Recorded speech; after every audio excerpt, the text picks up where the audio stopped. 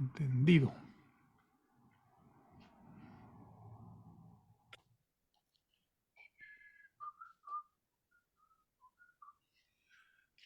Creo que ya estamos. Vamos a ver. Salgo de aquí. Y ya estamos ahora sí transmitiendo en vivo. Pues muy buenas tardes, buenas noches o buenos días, dependiendo a la hora que vean este video.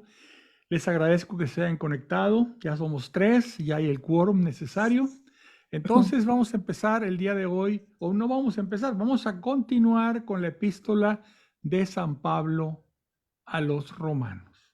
Ya estuvimos viendo los primeros capítulos de esta carta o de esta epístola, como se llama en las Sagradas Escrituras, y vamos a empezar con el capítulo 4. ¿Qué vimos en los primeros capítulos? En los primeros capítulos veíamos que hay una, podemos llamarle confusión, en el caso de los hermanos separados, que hablan que para salvarse lo único que se requiere es la fe, porque malinterpretan de alguna forma. Ellos son muy dados a entresacar algunos renglones y decir eso es lo que dice la palabra de Dios, pero lo sacan de contexto, no leen lo anterior, no leen lo posterior, entonces dicen, el hombre se salvará por la fe. Entonces dice, acá aquí lo dice, solamente se requiere tener fe para salvarse. ¿Qué es salvarse? Vamos a empezar definiendo qué es salvarse, qué es la salvación. Bueno, el hombre, porque se había alejado de Dios, estaba condenado a nunca volverse a acercar a Dios. ¿Sí? Entonces viene Cristo, enviado por el Padre, viene Cristo, acepta venir, se sacrifica por nosotros y nos abre de nuevo el reino de los cielos. ¿Qué es salvarse? Es aceptar esa salvación que nos trae Jesús, aceptarla para que al final de nuestra vida podamos estar con Él por toda la eternidad. Ir al reino de los cielos al terminar nuestra vida aquí en la tierra, esa es la salvación. ¿Y quién nos las concede? Pues Cristo. ¿Por qué? Porque nos ama. Pero nos pide algunas cosas. O sea, como decía, no recuerdo quién decía, el que te creó sin ti, no te salvará sin ti. Es decir, Dios te creó porque quiso para darte tu amor. No te preguntó, Él te creó. Entonces te crió sin ti, tú no participaste para nada en esa creación. Pero el que te creó sin ti no te salvará sin ti. Él quiere que nosotros también pongamos nuestra parte. Ok, de acuerdo con Romanos 4, lo que tenemos que poner para empezar es la fe, pero no es todo. También tenemos que hacer obras, ¿sí? Porque como decía, estábamos viendo, junto con la carta a los romanos, también estuvimos viendo lo que dice la epístola de Santiago en el 2:14, que complementa perfectamente bien lo que dice San Pablo en los Romanos. Dice, tú tienes fe, demuéstrame tu fe. ¿Cómo te la demuestro? Dice el apóstol Santiago, tú tienes fe, demuéstrame tu fe sin obras. Y yo por mis obras te voy a demostrar mi fe. Es decir, ¿cómo yo digo, cómo compruebo o cómo le muestro al Señor que yo tengo fe en Él? Por las obras que hagamos. Dice, muéstrame tu fe sin obras, dice Santiago, y yo por las obras, por lo que yo hago, ¿verdad? Te demostraré mi fe. Bueno, ¿qué son esas obras? Recuerden que estamos hablando en los tiempos de la religión judía. La religión judía tiene 613 mandamientos o obras de la ley.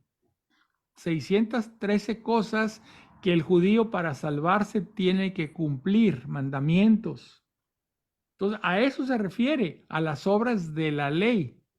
Esas obras ya no son necesarias, ¿sí? Y entre otras cosas, que comían, que no podían comer, qué baño ritual tenían que hacer, qué sacrificios en el templo de animales tenían que hacer. Todo eso quedó abolido por Cristo. ¿Sí?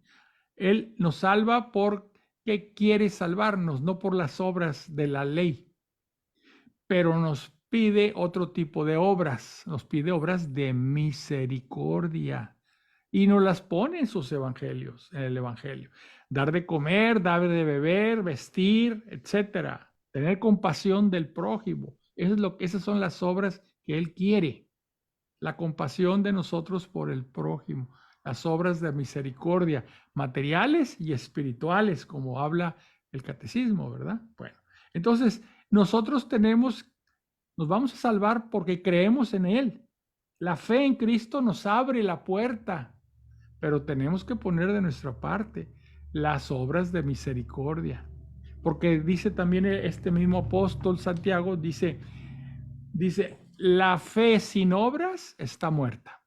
¿Sí? Bueno, ahora, al final de los finales, y ahí sí ya estamos, podemos llamar que estamos de acuerdo con los hermanos separados, es esto. Nos salvamos, o sea, podemos llegar al reino de los cielos después de esta vida por gracia de Dios, porque no son las obras lo que nos salvan. Las obras lo único que están haciendo es mostrándole a Dios que tenemos fe en Él, en lo que Él nos manda. Lo que nos está salvando es la gracia.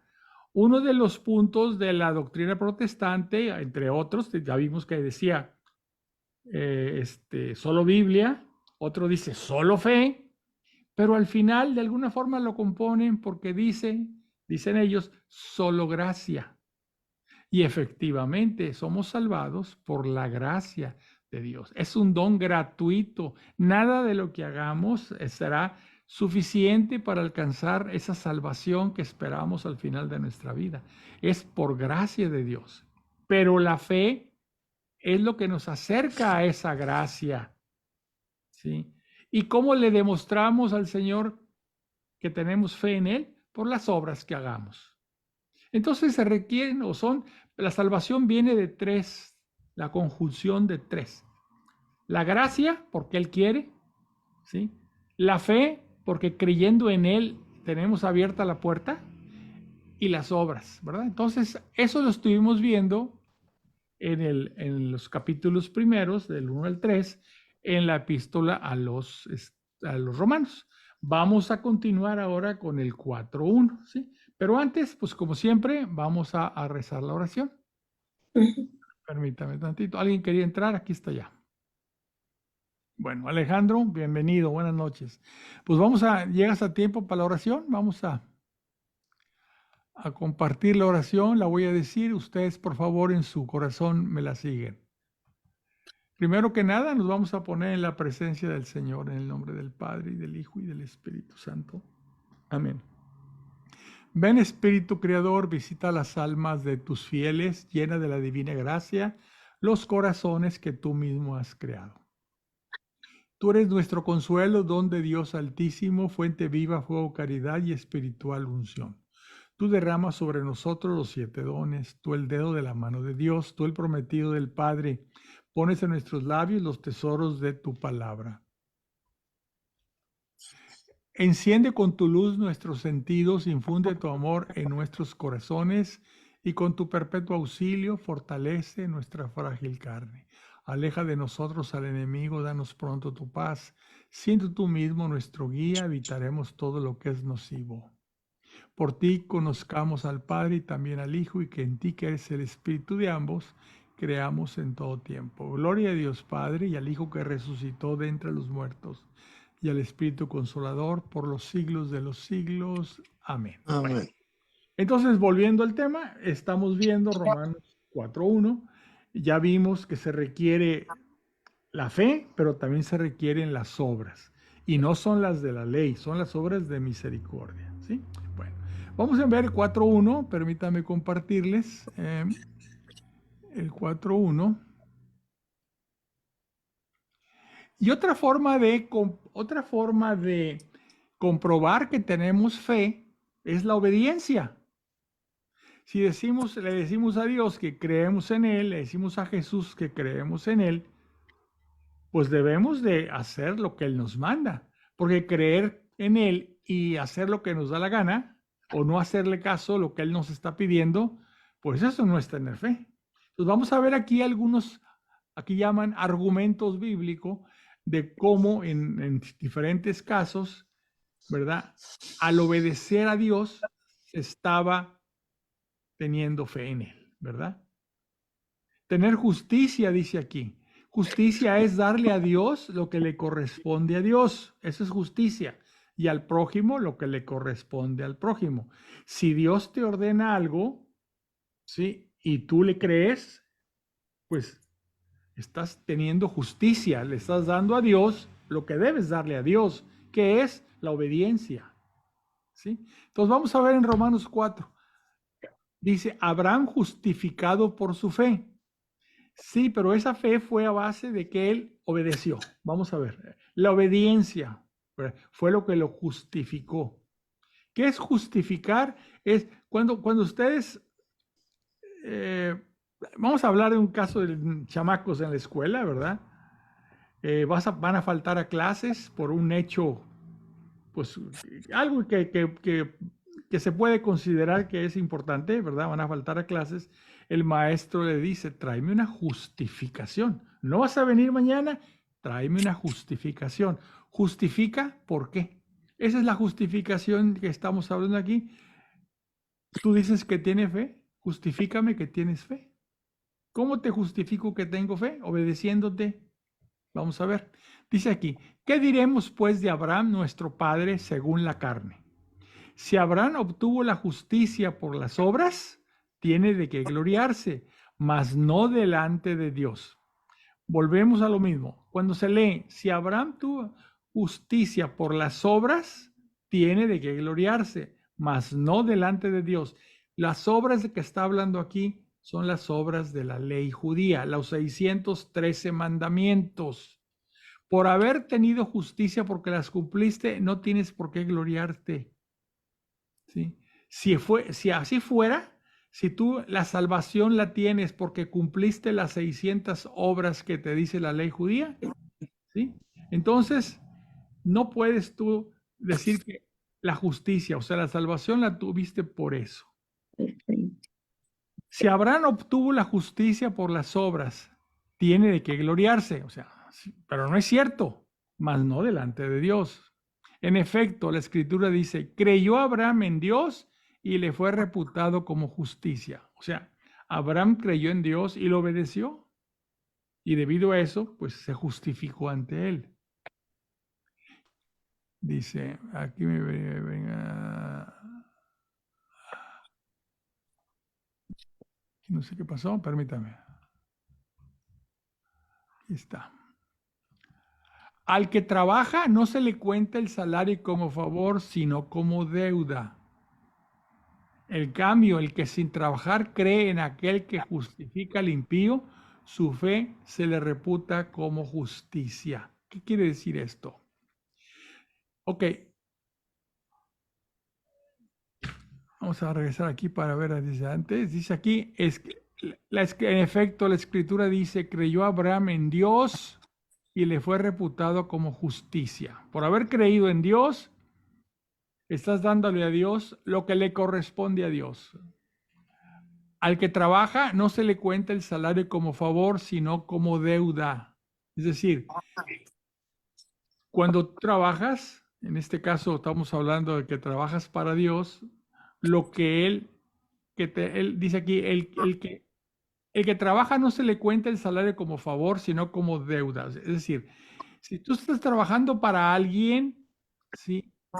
Y esa persona te paga por el trabajo que hiciste, no te está haciendo un favor, te está pagando una deuda. La deuda que tiene contigo por el trabajo que hiciste. En cambio, al que sin trabajar cree en aquel que justifica al impío, su fe se le reputa como justicia. Entonces dice aquí, en cambio, el que no trabaja, ¿sí? Dice, la fe se le reputa como justicia. Está complicado.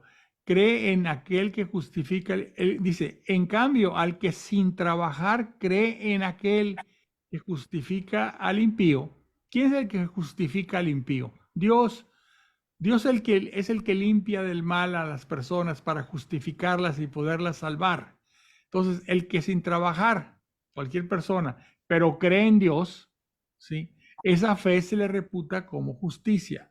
O sea, así también David proclama bienaventurado al hombre a quien Dios imputa la justicia independientemente de las obras. O sea, lo mismo, las obras de la ley judía. David dice que es bienaventurado aquel a que Dios le concede su salvación, ¿verdad? Independientemente de las obras que hace. Lo hace simplemente porque a Dios así quiere hacerlo. Bienaventurados aquellos cuyas maldades fueron perdonadas y cubiertos sus pecados. Dichoso el hombre a quien el Señor no imputa el pecado. O sea, es por gracia de Dios, no por nuestras obras. Es la gracia de Dios la que nos salva. Entonces, ¿sobre quién recae esta dicha? ¿Solo sobre los circuncisos o también sobre los incircuncisos? Acuérdense que los que cumplían la ley judía eran los circuncisos. Eran uno de los 613 mandamientos, era circuncidar a sus hijos varones al octavo día. Pero entonces esta salvación, esta justicia de Dios por los hombres, solamente será para los circuncisos, o sea, para los judíos, o también para los incircuncisos. Decimos en efecto que la fe de Abraham le fue reputada como justicia, pero ¿cómo le fue reputada? ¿Cuando ya estaba circuncidado o antes de estarlo? No, no cuando estaba circuncidado, sino antes. Entonces aquí está San Pablo diciendo, miren, aquí tenemos un caso. Abraham tuvo fe y como tuvo fe, fue justificado por el Señor. ¿En qué momento esa fe de Abraham lo justificó? ¿Cuando ya estaba circuncidado o antes de estar circuncidado? Y dice, no cuando estaba circuncidado, sino antes, pues recibió la señal de la circuncisión como sello de la justicia que viene de la fe y que poseía estando todavía sin circuncidar. O sea, primero Abraham tuvo fe y le creyó a Dios y entonces Dios le pidió que fuera circuncidado. ¿Sí? Entonces dice, esa justicia que le da Dios a Abraham, la justicia, la justificación, la salvación que le da Dios a Abraham, viene de antes de ser circuncidado. Debido a que tuvo fe, entonces Dios le pidió que se circuncidara. ¿Sí? Así se convertía en padre de todos los que creen sin estar circuncidados. O sea, la fe de Abraham fue anterior a su circuncisión, a fin de que la justicia les fuera igualmente imputada.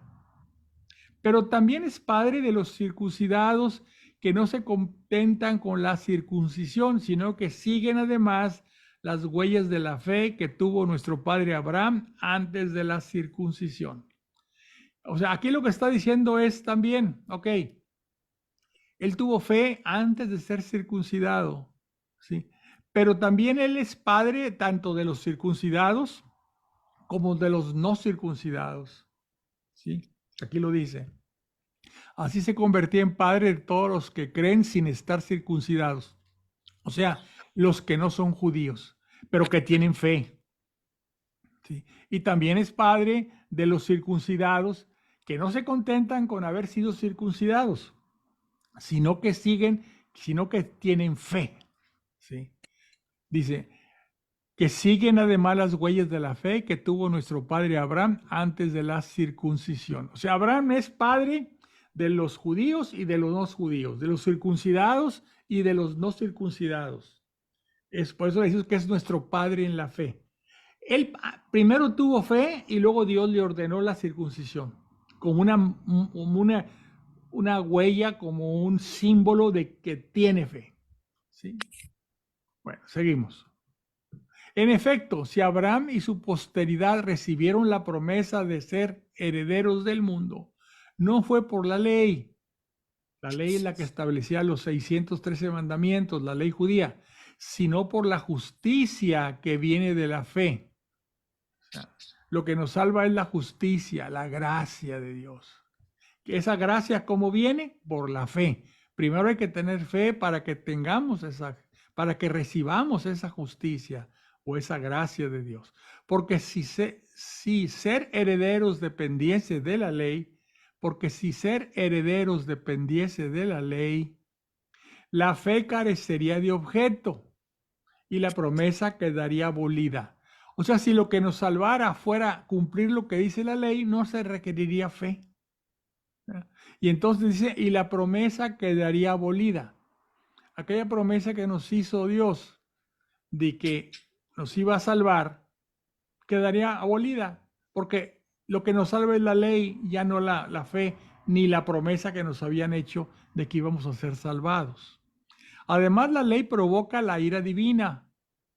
¿Por qué provoca la ira divina? Cuando no se cumple, es dificilísimo cumplir los 613 mandamientos. Por el contrario, donde no hay ley, no hay transgresión. Pues si no hubiera mandamientos, no habría transgresión. Por eso, para que fuese un don, la promesa tenía que depender de la fe. O sea, para que la promesa de nuestra salvación no fuera porque hacemos obras y esas obras nos salvaran, dice aquí, la promesa de ser salvados por Dios, tenía que depender de la fe y así quedar asegurada para toda la posteridad. No solo para los de la ley, o sea, para los judíos, sino también para los de la fe de Abraham, padre de todos nosotros, o sea, de los judíos y no judíos, que tenemos a Abraham como nuestro padre. Dice de él la escritura, te he constituido padre de muchas naciones. Es decir, lo hizo Padre nuestro, el Dios a quien creyó, el Dios que da la vida a los muertos y llama a la existencia a las cosas que no existen. O sea, el Padre Creador. Abraham esperó contra toda esperanza, creyó, y eso le valió para ser padre de muchas naciones, según le había sido dicho. Así será tu posteridad. Su fe no vaciló al pensar que su cuerpo carecía ya de vigor, tenía unos 100 años, y que el seno de Sara era igualmente estéril. Por lo contrario, ante la promesa divina no cedió a la duda con incredulidad, más bien fortalecido en su fe. Alabó a Dios, totalmente convencido de que Él es poderoso para cumplir lo prometido. Por eso le fue reputado como justicia. Es decir, tenía 100 años y le dijo Dios que iba a tener un hijo. Él creyó. Y como creyó, tuvo fe, le fue reputado como justicia. Es decir, le fue reputado como una justificación y fue de esa forma salvado. Y la escritura no dice, le fue reputado solo por él, sino también por nosotros. O sea, nosotros debido a eso también somos parte de esa promesa. Pues Dios reconocerá nuestra fe por nosotros, que creemos en aquel que resucitó de entre los muertos a Jesús, Señor nuestro, quien fue entregado por nuestros pecados, pero resucitado para nuestra justificación. Muy complicado, pero básicamente lo que está poniendo es como ejemplo Abraham. ¿Sí? Abraham y los descendientes de Abraham. Hay descendientes de Abraham, que es el pueblo judío, los circuncisos, y hay descendientes de Abraham, que lo consideramos como nuestro padre en la fe, pero no estamos circuncidados. Pero para ambos, lo que nos, lo que nos justifica, por así decirlo, lo que hace que nosotros alcancemos la salvación es la fe que tuvo Abraham. O sea, la fe de Abraham es el inicio de la historia de la salvación. Creyó y entonces Dios le manda esa promesa, ¿verdad? De que de su descendencia viene el Mesías. Así pues, una vez que hemos recibido la justificación mediante la fe, o sea, tenemos que tener fe y debido a la fe tenemos esa justificación, estamos en paz con Dios. Y todo gracias a nuestro Señor Jesucristo, por quien hemos obtenido también mediante la fe el acceso a esta gracia. Aquí está lo que yo les estoy diciendo de lo importante. O sea, se requiere la fe. ¿Por qué? Porque la fe nos da el acceso a la gracia. Aquí ya me brinqué algo, espérate. Aquí está. Dice, entonces, Señor Jesucristo, por quien hemos obtenido también mediante la fe el acceso a esta gracia. O sea, Dios nos salva por gracia, porque quiere, porque nos ama. Pero para tener acceso a esa gracia, tenemos que creer en Él. ¿Sí? Oye, Él viene a salvar a alguien que ni siquiera cree en Él, pues está muy difícil. Él viene a salvar a los que creen en Él. ¿Sí? Tú tienes fe en Él, tienes acceso a esa gracia. Ahora, ¿no se van a salvar los que no creen en Jesucristo? Bueno, ahí están, es la misericordia de Dios y es un misterio. Pero para nosotros nos está diciendo, ¿sí? Si tienes fe en mí, si tienes fe en el Señor Jesucristo, tienes acceso a la gracia. Y esa gracia es la que te salva, no las obras. Las obras se necesitan como para demostrar que tienes fe. Son una consecuencia de la fe, las obras. No por las obras, por muchas obras que hagamos, vamos a ser salvados. Lo que nos salva es la gracia. ¿Sí? Bueno, dice, gracias a nuestro Señor Jesucristo, por quien hemos obtenido también mediante la fe el acceso a esta gracia, en la que nos hallamos y nos gloriamos en la esperanza de participar de la gloria de Dios. Más aún nos gloriamos hasta en las tribulaciones, sabiendo que la tribulación engendra paciencia. La paciencia es una virtud probada, o es virtud probada. La virtud probada, esperanza. Y la esperanza no falla porque el amor de Dios ha sido derramado en nuestros corazones por el Espíritu Santo que nos ha sido dado. Entonces aquí hay una cadenita interesante. Dice, nosotros queremos participar de la gloria de Dios, pero debemos estar pues contentos, vamos a llamarle, hasta en las propias tribulaciones, porque dice que la tribulación engendra paciencia. Pues sí, lógico. La paciencia es una virtud probada. ¿Sí? Y esa virtud probada engendra esperanza. Y la esperanza no falla, porque el amor de Dios ha sido derramado en nuestros corazones. Entonces es una cadena, ¿verdad? Primero tenemos que tener paciencia. Primero está la tribulación. Ante ella tenemos que tener paciencia. Eso se convierte en una virtud probada. Ahí produce esto esperanza. Y la esperanza no falla porque tenemos el amor de Dios en nuestros corazones. En efecto, cuando todavía estábamos sin fuerza, en el tiempo señalado, Cristo murió por los impíos. Y pensemos que difícilmente habrá alguien que muera por un justo. Tal vez por un hombre de bien se atrevería uno a morir. O sea que Cristo vino y murió inclusive por los impíos, por todos. Ya luego dependerá de cada uno si acepta ese sacrificio que hizo Cristo, si tenemos fe en Él, ¿verdad? Así que la prueba de que Dios nos ama es que Cristo, siendo nosotros todavía pecadores, murió por nosotros. Con cuanta más razón ahora, justificados por su sangre, nos pondrá Él a salvo de la ira divina. Si cuando éramos enemigos fuimos reconciliados con Dios por la muerte de su Hijo, con cuánta más razón, estando ya reconciliados, nos salvará mediante su vida. Y no solo eso, pues también nos gloriamos en Dios, permítame, mediante nuestro Señor Jesucristo, por quien hemos obtenido ahora la reconciliación.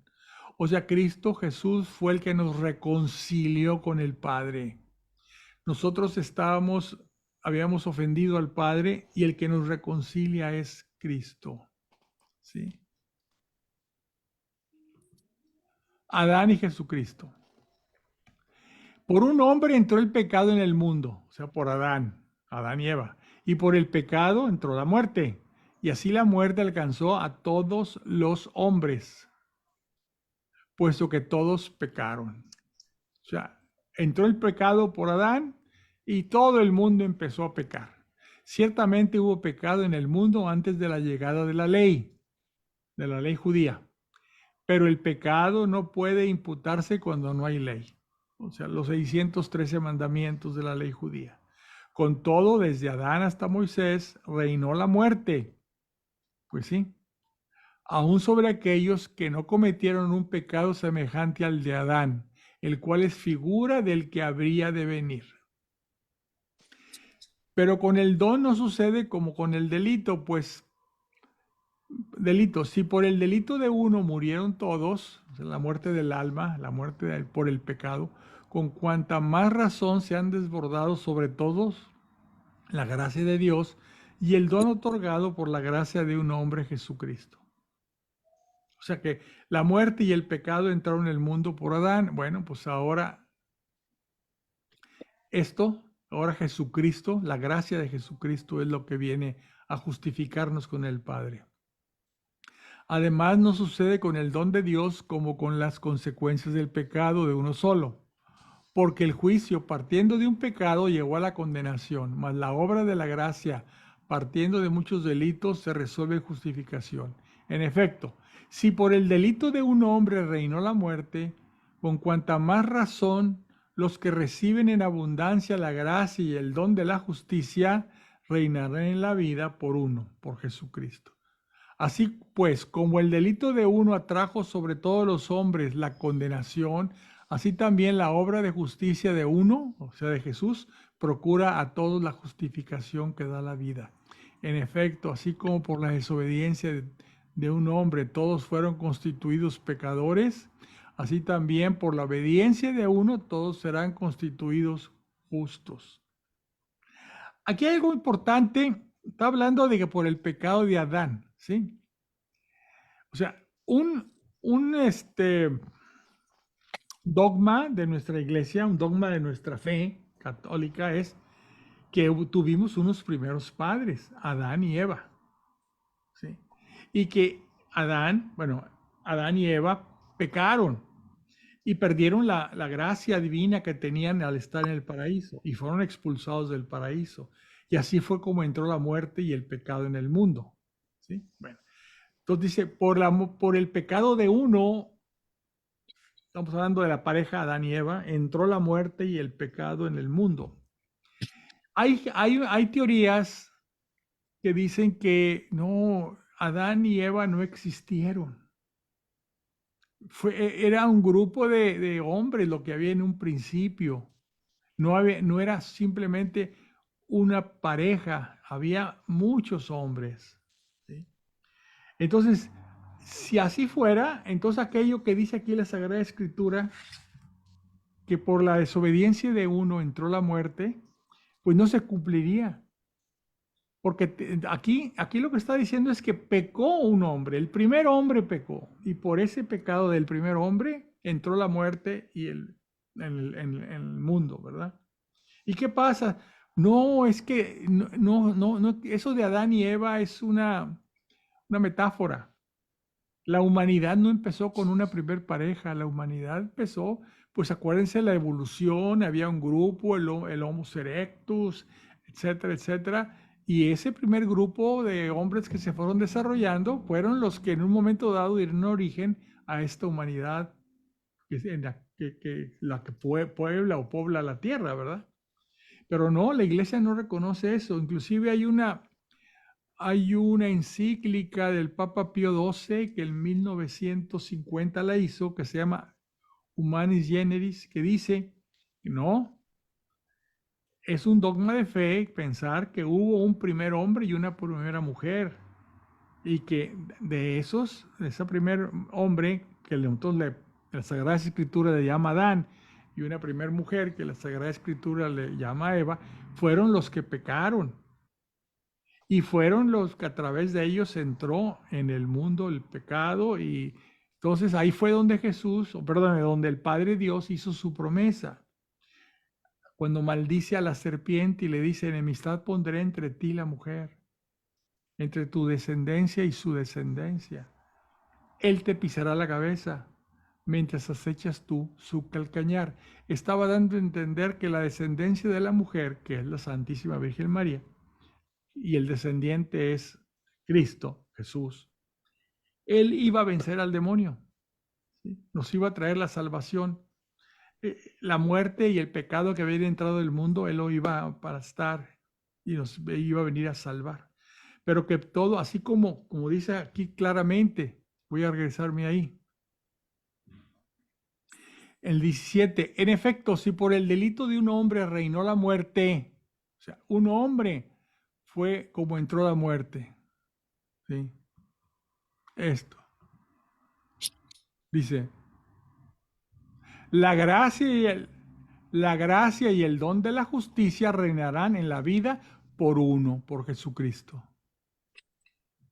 Entonces, que sí, así como por uno entró la muerte y el pecado en el mundo, por uno, que es Jesús, va a entrar la gracia y la justicia. Por uno. Vamos a acá, lo vuelve a decir acá también, dice, así pues, como por el delito de uno atrajo sobre todos los hombres la condenación, así también la obra de justicia de uno procura a todos la justificación que da la vida. En efecto, así como por la desobediencia de un hombre todos fueron constituidos pecadores, así también por la obediencia de uno todos serán constituidos justos. O sea que lo que nos justifica es, espérame, lo que nos justifica es la obediencia de Cristo. ¿Cómo es eso de la obediencia de uno? Así también por la obediencia de uno todos serán constituidos justos. Fíjense, vamos a hablarlo con calma. En efecto, así como por la desobediencia de un hombre todos fueron constituidos pecadores, o sea, debido a la desobediencia de Adán, ¿sí? Todos somos pecadores, también por la obediencia de uno, Cristo, todos seremos constituidos justos. ¿Qué es esa obediencia? Miren, el hombre ofendió a Dios negándole dos cosas, su obediencia y su amor. Entonces, para que Dios pudiera perdonar, porque Dios es misericordioso, pero también es justo. Entonces, para que Dios perdonara esa ofensa, esa doble ofensa de desobediencia y falta de amor, entonces se requería un sacrificio. El hombre no podía hacer ningún sacrificio que pudiera perdonar ese pecado, porque una ofensa a Dios es enorme, es gravísima. Entonces, el mismo Padre puso, ¿cómo podemos llamarle? Puso el remedio a este problema, o a este pecado, a esta imposibilidad de que el hombre pudiera pedir perdón por un pecado que no podía de alguna forma ofrecerle nada a Dios como justificación por ese pecado. O sea, yo pequé y perdóname y aquí te ofrezco esto en reparación del pecado. El hombre no podía hacerlo, el pecado era grave y gravísimo, era contra Dios. Lo que pasa es que nosotros estamos acostumbrados a pecar y no nos damos cuenta de la enormidad que tiene nuestros pecados, pero estamos ofendiendo a Dios, nuestro Creador. Entonces, el mismo Padre puso remedio a esto, envía a su Hijo y el Hijo acepta venir. Esa es la obediencia. El Hijo acepta venir a salvarnos. Entonces, lo hace por el amor que le tiene a su Padre. Entonces, esa obediencia de Jesús y ese amor por su Padre es lo que nos salva. ¿Sí? Él vino obedeciendo a su Padre, vino por amor al Padre y sabiendo lo que le iba a suceder, que iba a pasar por una pasión, muerte terrible, él aceptó venir, a pesar de lo que iba a sufrir, aceptó venir. Y esa obediencia de Jesús, por amor al Padre y también por amor a nosotros, ¿verdad? Esa obediencia fue lo que nos salva. Por eso dice aquí muy claramente, en efecto, así como por la desobediencia de un hombre todos fueron constituidos pecadores, o sea, peca Adán y entra el pecado en el mundo. Así también por la obediencia de uno, Cristo, todos serán constituidos justos. Seguimos. La ley en definitiva intervino para que abundara el delito. ¿Cómo está eso? Hombre, complicaciones que hay que tratar de entender. La ley judía, los 613 mandamientos de la ley. Dice, la ley judía, en definitiva intervino para que abundara el delito. Había tantos mandamientos que era muy fácil romperlos y ser delincuentes, porque no se podían cumplir todos, ¿verdad? Entonces abundaba el delito, pero donde abundó el pecado, sobreabundó la gracia. Así lo mismo que el pecado reinó para traer muerte, también la gracia reinará en virtud de la justicia para procurarnos vida eterna a través de Jesucristo nuestro Señor. Entonces, hay que verlo con mucho cuidado. Así lo mismo que el pecado reinó para traer la muerte en el mundo, la muerte y el pecado, la gracia reinará en virtud de la justicia para procurarnos vida eterna a través de Jesucristo nuestro Señor. O sea, es un don gratuito lo que nos está dando Cristo. La gracia, gratuito, reinará en virtud de la justicia. El Señor nos justifica para procurarnos la vida eterna a través de Jesucristo nuestro Señor. ¿Qué diremos, pues? Que debemos permanecer en el pecado para que la gracia se multiplique. De ningún modo. Nosotros ya hemos muerto al pecado. ¿Cómo vamos a seguir entonces viviendo en él? ¿O es que ignoráis que cuantos fuimos bautizados en Cristo Jesús, fuimos incorporados a su muerte?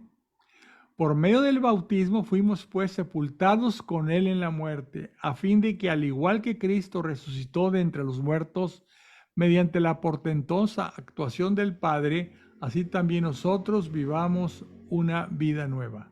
Porque si hemos sido injertados en él por una muerte semejante a la suya, también lo estaremos por una resurrección semejante. Sabemos así que nuestro hombre viejo fue crucificado con él, a fin de que fuera destruida nuestra naturaleza transgresora y dejáramos de ser esclavos del pecado.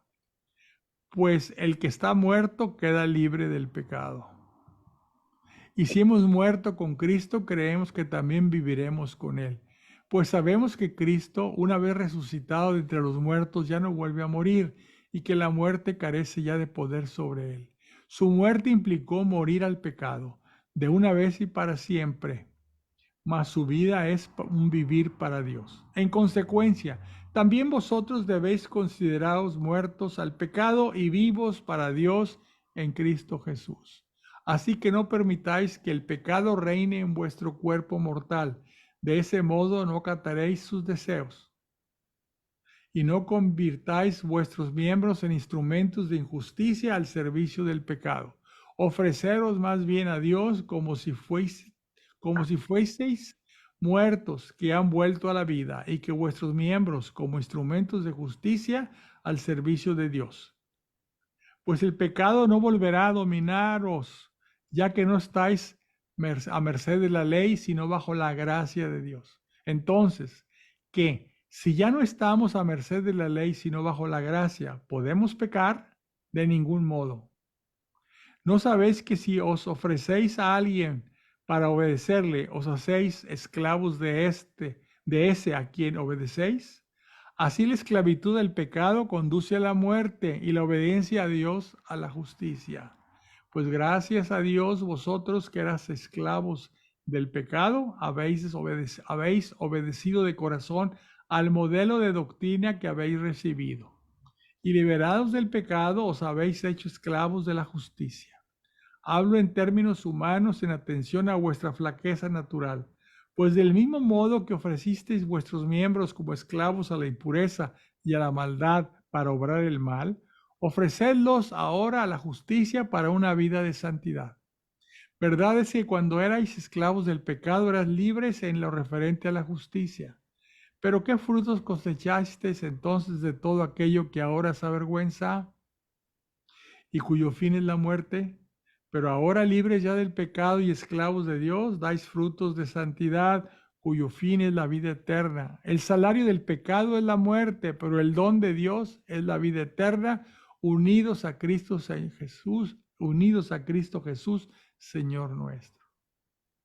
¿Acaso ignoráis, hermanos, que la ley solo obliga al hombre mientras éste vive?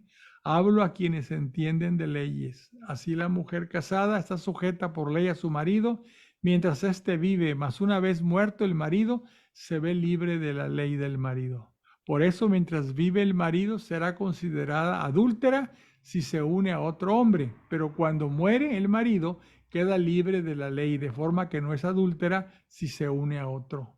Así pues, hermanos míos, también vosotros quedasteis muertos respecto de la ley al incorporaros al cuerpo de Cristo, pues pasasteis a pertenecer a otro, a aquel que resucitó entre los muertos, para que diéramos frutos que nos conducen a Dios. Porque cuando nos dejábamos guiar por la carne, las tendencias pecaminosas excitadas por la ley actuaban en nuestro cuerpo para que produjéramos frutos que conducen a la muerte.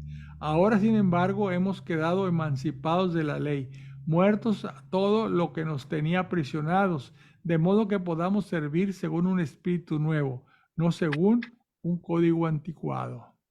Entonces, ¿qué podemos decir? ¿Que la ley es pecado? De ningún modo. Sin embargo, yo no habría conocido el pecado si no hubiera sido por la ley.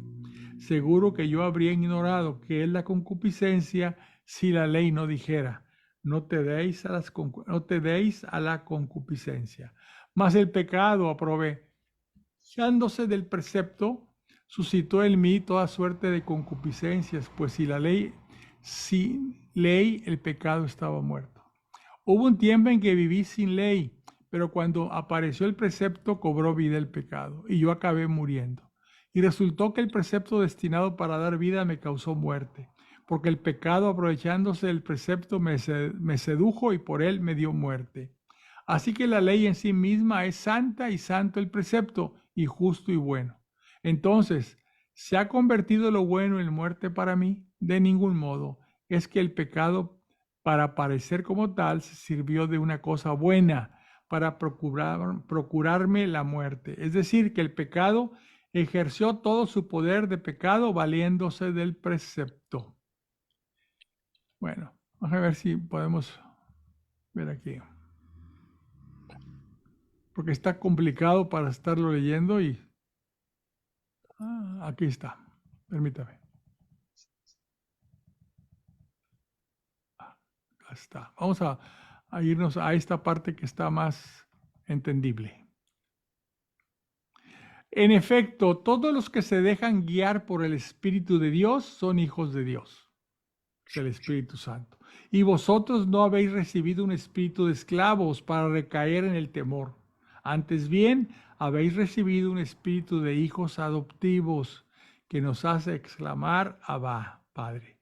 El Espíritu mismo se une a nuestro espíritu para dar testimonio de que somos hijos de Dios. Y si somos hijos, también somos herederos, herederos de Dios y coherederos de Cristo, si compartimos sus sufrimientos para ser también con Él glorificados.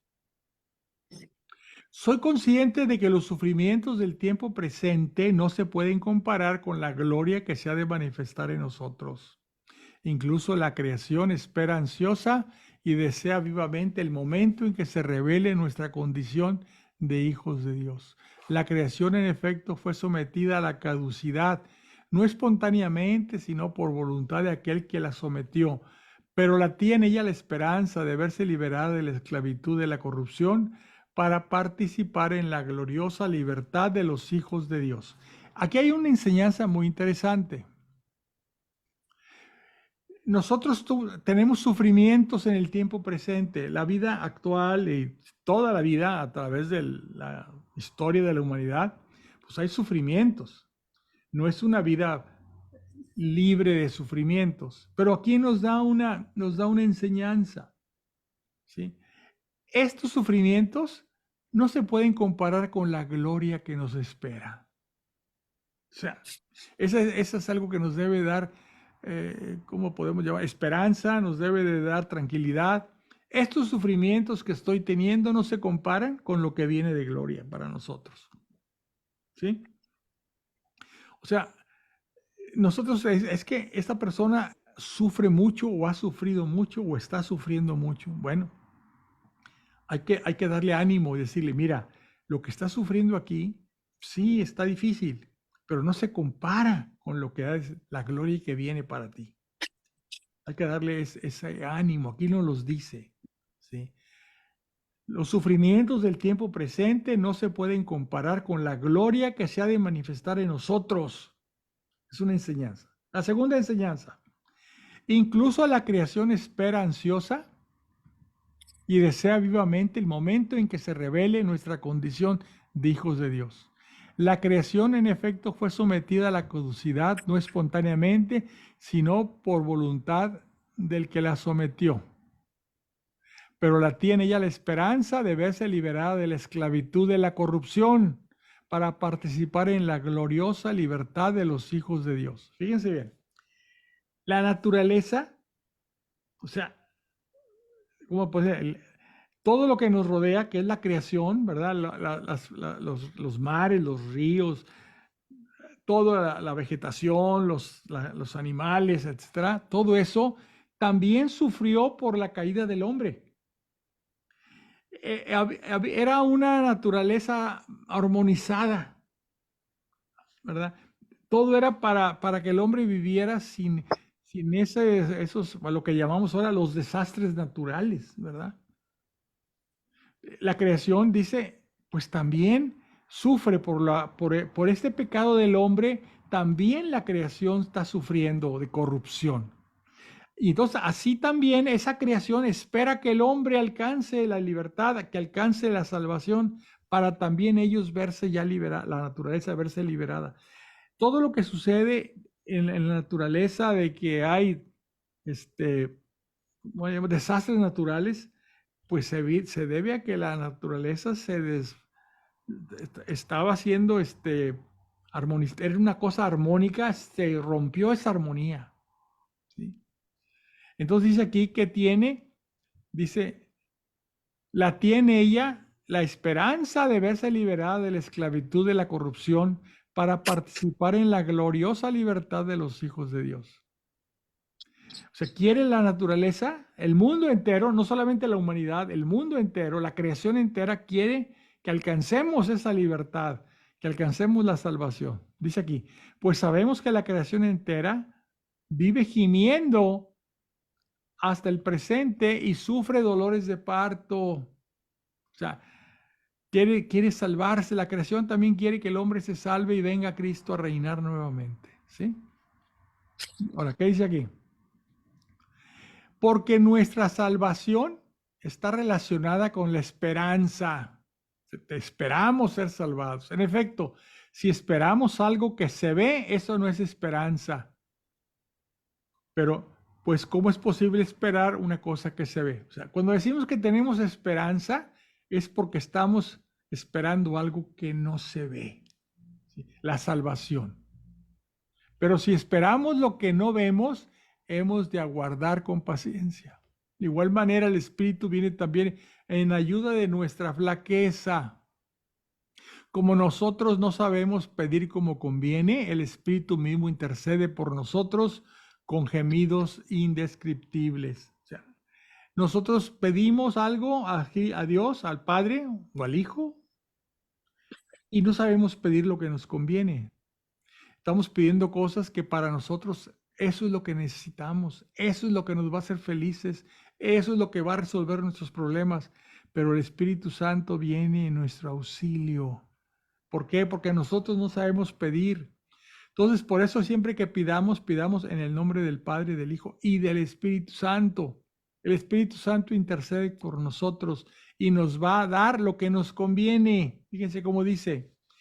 Y el que examine el interior de las personas ya sabe lo que anhela el Espíritu, y que cuando intercede en favor de los santos, lo hace conforme a la voluntad de Dios. Nosotros no sabemos pedir, pero viene el Espíritu Santo en nuestro auxilio. Pues, Señor Espíritu Santo, ilumíname, guíame. Yo no sé lo que necesitamos, tú sabes lo que necesito. Según yo, para ser feliz necesito esto, esto y esto, y el Espíritu Santo dice, no, eso no es lo que tú necesitas. Sí, dice aquí, nosotros no sabemos pedir como conviene. El Espíritu mismo intercede por nosotros con gemidos indescriptibles. Por eso en la Santísima Trinidad el Espíritu Santo es nuestro intercesor. ¿Ante quién intercede? Ante el Padre, para que nos conceda lo que realmente necesitamos y no lo que nosotros creemos que necesitamos. Por lo demás sabemos que en todas las cosas interviene Dios para bien de los que le aman. Eso es también muy importante, nos debe dar tranquilidad. ¿Sí? Dice, por lo demás sabemos que en todas las cosas interviene Dios para bien de los que le aman. Es decir, nos puede estar sucediendo algo que aparentemente es malo. Que nosotros, oye, me está sucediendo algo. Mi esposa se enfermó hace unos días, pero luego te pones a ver que hasta esas cosas que aparentemente son malas, al final traen un beneficio, traen un bien. ¿Sí? ¿Por qué? Porque aquí lo dice, por lo demás sabemos que en todas las cosas interviene Dios para bien de los que le aman, de aquellos que han sido llamados según su designio. Entonces, esa es otra enseñanza muy, muy importante. Ante todo, ¿qué podemos decir? Si Dios está por nosotros, ¿quién estará contra nosotros? Si Él no perdonó ni a su propio Hijo, antes bien lo entregó por todos nosotros, ¿cómo no va a darnos con Él gratuitamente todas las cosas? O sea, ¿qué más prueba del amor de Dios que nos entrega a su Hijo? ¿Quién acusará a los elegidos de Dios? Dios es quien justifica. ¿Quién condenará? ¿Acaso Cristo Jesús, que murió, más aún que resucitó, que está a la diestra de Dios y que intercede por nosotros, quién condenará? ¿Quién nos separará del amor de Cristo? La tribulación, la angustia, la persecución, el hambre, la desnudez, los peligros, la espada. Pues como dice la Escritura, por ti nos matan cada día, nos tratan como ovejas de matadero. Pero en todo esto salimos más que vencedores gracias a que Él nos amó. Por eso estoy seguro de que ni la muerte, ni la vida, ni los ángeles, ni los principados, ni los presentes, ni lo futuro, ni las potestades, ni altura, ni profundidad, ni cualquier otra criatura podrá separarnos del amor de Dios manifestado en Cristo Jesús, Señor nuestro. Bueno, todavía faltan algunos capítulos, pero vamos a dejarlo aquí. No sé si quieren algunos comentarios, me gustaría, porque esto es muy profundo y hay que desmenuzarlo y hay que tratar de entenderlo. ¿Alguna cosa que ustedes quisieran comentar? Ha habido varias enseñanzas muy interesantes en lo que hemos leído, difíciles. Hay que volverlo a leer a cada quien por su cuenta. Sí. Pero, por ejemplo, ¿qué es lo que más les ha llamado la atención?